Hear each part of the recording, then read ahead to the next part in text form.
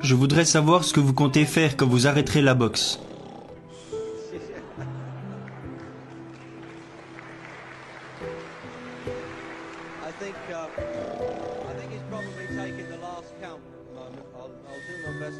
Dormir, c'est tout ce que je ferai. Non, quand j'arrêterai la boxe, j'aimerais dire quelque chose ici et cela vous fera probablement tous réfléchir. La vie n'est pas très longue. Disons que la personne moyenne ici a 30 ans. Si vous avez 30 ans, vous avez été éveillé seulement pendant 7 ans. Comment vais-je le prouver?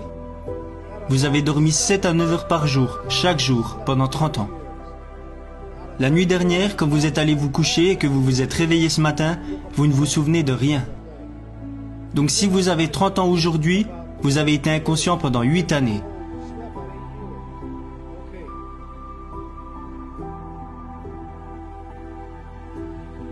Combien de temps avez-vous passé à voyager en 30 ans? Que ce soit pour aller dans un autre pays, dans une autre ville, ou même pour aller à l'école ou à l'église. Vous avez probablement passé 2 ans de votre vie à faire de simples allers-retours. Donc vous avez passé 8 ans à dormir, 2 ans à voyager. Alors ces 30 dernières années sont passées sans que vous ayez eu le temps d'accomplir quoi que ce soit. Combien de temps avez-vous passé à l'école? Aux États-Unis, on y va de 6 à 18 ans. C'est pareil ici? 6 heures par jour? Donc 6 heures par jour pendant 12 ans. Si vous faites le calcul, vous êtes resté en classe pendant 3 ans. Donc 2 ans à voyager, 8 ans à dormir, 8 ans à l'école. Combien de films avez-vous regardé? Combien de combats, combien de divertissements, de pièces de théâtre, de matchs de baseball? Disons environ 2 ans de divertissement.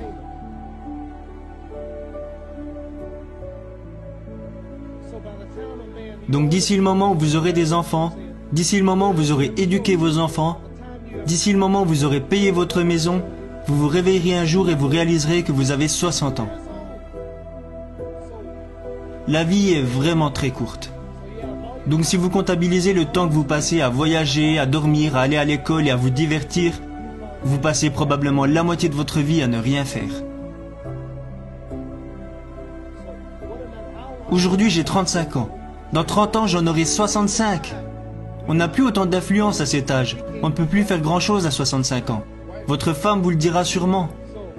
Ce que je veux vous dire, c'est que quand vous aurez 65 ans, vous ne pourrez plus faire grand-chose. Vous savez que j'aurai 65 ans dans 30 ans, et pendant ces 30 prochaines années, je vais dormir pendant 9 ans. Je ne passerai pas 30 années à être éveillé. Je vais voyager en dehors des États-Unis.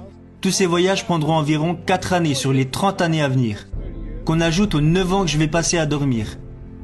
La télévision, les films, les divertissements, on peut rajouter 3 ans de divertissement.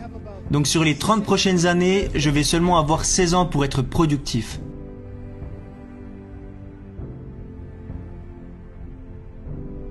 Voilà la façon qu'on peut avoir de découper sa vie. Alors que vais-je faire avec les 16 années qui me restent? Quelle est la meilleure chose que je puisse faire? C'est me préparer à rencontrer Dieu. Posséder des biens immobiliers, développer un business, enseigner la boxe, tout ça ne m'enverra pas au paradis. Combien d'entre vous croient qu'il y a un être suprême, qu'il y a un Dieu? Combien d'entre vous croient en une puissance qui a créé le soleil, la lune, les étoiles? Combien d'entre vous croient que toutes ces choses ne sont pas apparues par hasard, que quelqu'un plus intelligent que nous les a créées? Combien d'entre vous croient en Dieu? Combien d'entre vous croient que Dieu n'existe pas?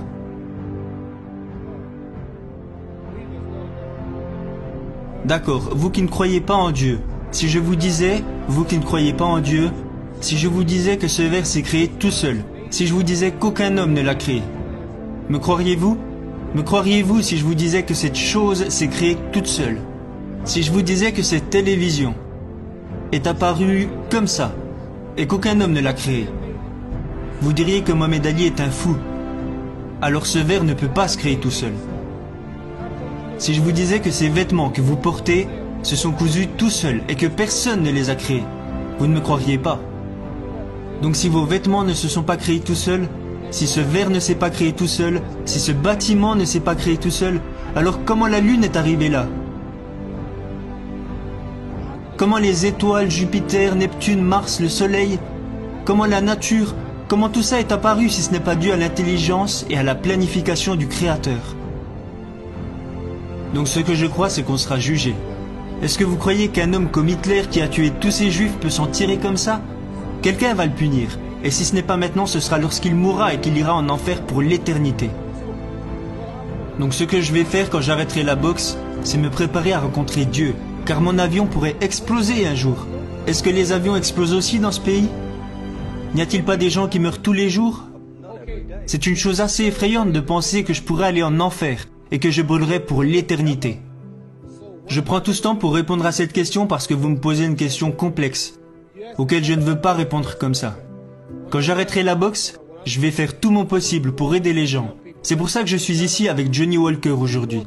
C'est un pauvre homme qui est venu depuis les États-Unis et il y a plein de gars qui ont besoin d'argent ici. Alors quelqu'un m'a appelé pour que je vienne les aider. Dieu me regarde. Dieu ne me félicite pas parce que j'ai battu Joe Frazier. Dieu se moque de ça. Dieu se fout de l'Angleterre et de l'Amérique parce que notre richesse est son œuvre. Il veut plutôt savoir comment on se traite les uns les autres, comment on s'entraide. Donc je vais consacrer ma vie en utilisant mon nom et ma popularité pour faire preuve de charité, pour aider les gens, pour les unifier. Les gens s'entretuent à cause de croyances religieuses différentes. Nous avons besoin de personnes dans ce monde pour aider à rétablir la paix. Comme ça, si je meurs et qu'il y a un paradis, je pourrais le voir. Parce qu'on vit combien de temps? 80 ans? Dans cette pièce, il y en a parmi vous qui vont mourir dans 20 ans. Et certains vont mourir dans, disons, 50 ans. Et d'autres dans 60 ou 70 ans. Nous allons tous bientôt mourir.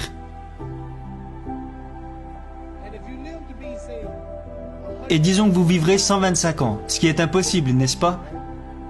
Disons que vous vivrez 250 ans, et que vous décidez de faire l'amour pendant 145 ans. Vous mourrez quand même un jour.